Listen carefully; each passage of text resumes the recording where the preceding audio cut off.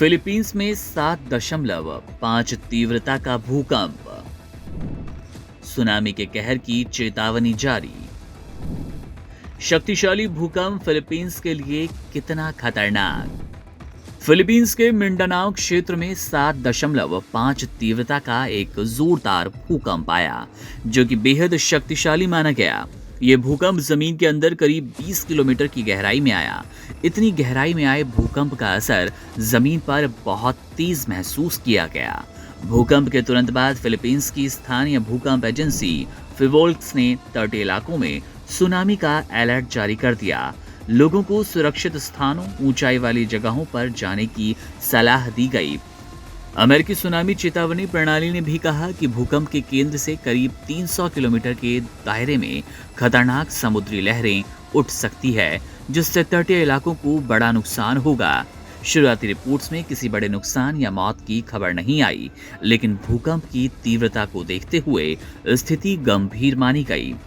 भूकंप के झटके इतने तेज थे कि लोग डर के मारे अपने घरों और दफ्तरों से बाहर निकल आए। कई जगहों पर इमारतें हिलने लगी और लोग सड़क पर जमा हो गए। भूकंप के बाद कुछ इलाकों में बिजली गुल हो गई और संचार सेवाएं प्रभावित हुई। स्थानीय प्रशासन ने राहत और बचाव कार्य तेजी से शुरू कर दिए। सबसे पहले अस्पतालों, मुख्य सड़कों और गंभीर रूप से प्रभावित इलाकों पर ध्यान दिया जा रहा है, ताकि घायलों की मदद की जाए और जरूरी सेवाएं बहाल हो। राष्ट्रपति फर्डिनेंड मार्कोनेस जूनियर ने कहा कि सरकार हालात पर नजर बनाए है और सभी जरूरी कदम उठाए जा रहे हैं। फिलीपींस भूगर्भीय दृष्टि से बेहद सक्रिय क्षेत्र है। यहाँ कई टेक्टोनिक प्लेटें हैं, जैसे कि फिलीपींस सी प्लेट, यूरेशियन प्लेट एक दूसरे से टकराती हैं। इन प्लेटों के आपसी टकराव से जमीन के अंदर बेहद तनाव बनता है, जो अचानक टूटने पर भूकंप के रूप में बाहर आता है।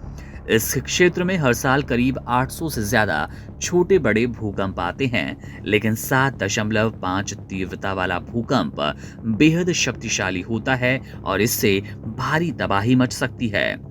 इस तरह के भूकंप ने सिर्फ जमीन को न केवल नुकसान पहुंचाया, बल्कि समुद्र में हलचल मचाकर कई बार सुनामी जैसी बड़ी आपदाओं को जन्म दिया है।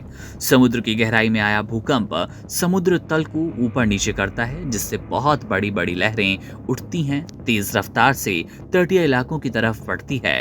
इन लहरों की चपेट में आने से गांव, शहर और वहां रहने वाले लोग गंभीर संकट में पड़ सकते हैं। फिलीपींस की कई आबादी तटीय क्षेत्रों में रहती है और वहां की इमारतें अक्सर कमजोर निर्माण सामग्री से बनी होती हैं, जिससे इस तरह की आपदाओं का खतरा और बढ़ जाता है। ऐसे भूकंप से न सिर्फ लोगों की जान पर खतरा होता है, बल्कि भारी आर्थिक नुकसान भी। कई इमारतें ढह जाती हैं, सड़कें टूट जाती है और जनजीवन पूरी तरह से अस्त व्यस्त हो जाता है।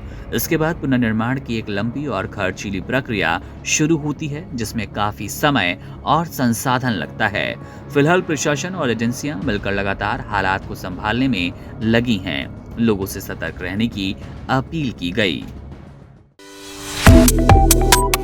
Subscribe to One India and never miss an update. Download the One India app now.